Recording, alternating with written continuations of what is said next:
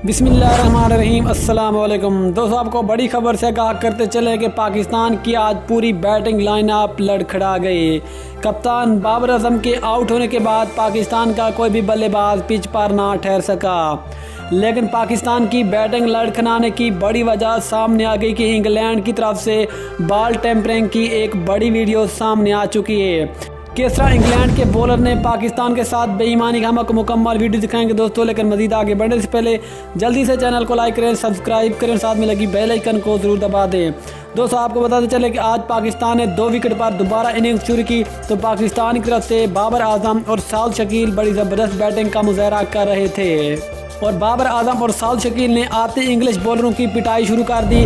और बाबर आजम और साद शकील ने आते शानदार बल्लेबाजी की और दोनों ने शानदार 50 भी स्कोर की। लेकिन इसके बाद विकेटें ना मिलने पर इंग्लैंड के 2 फास्ट बॉलर जिनमें जिमी एंडरसन और ऑली रॉबिन्सन शामिल हैं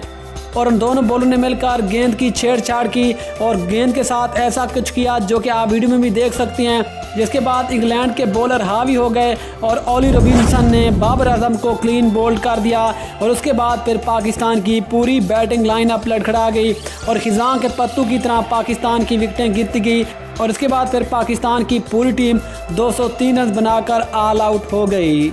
और इंग्लैंड ने फिर पहले सेशन में पाकिस्तान को ऑल आउट कर दिया। लेकिन अब बड़ी वजह यही सामने आ रही है कि पाकिस्तान के जल्दी आउट होने की बड़ी वजह यह है कि इंग्लैंड के 2 फास्ट बॉलर ने गेंद के साथ छेड़छाड़ की, जिसके बाद गेंद खराब हुई और पाकिस्तान की जल्दी विकेटें गिरी और पाकिस्तान इतने कम स्कोर पर ऑल आउट हो गया। दोस्तों, आपको क्या लगता है कि वाकई पाकिस्तान की बैटिंग के साथ बड़ी बेईमानी की गई है या फिर पाकिस्तान टीम की अहलियत ही ऐसी है? अपनी कीमती राय कमेंट सेक्शन में ज़रूर बताएं।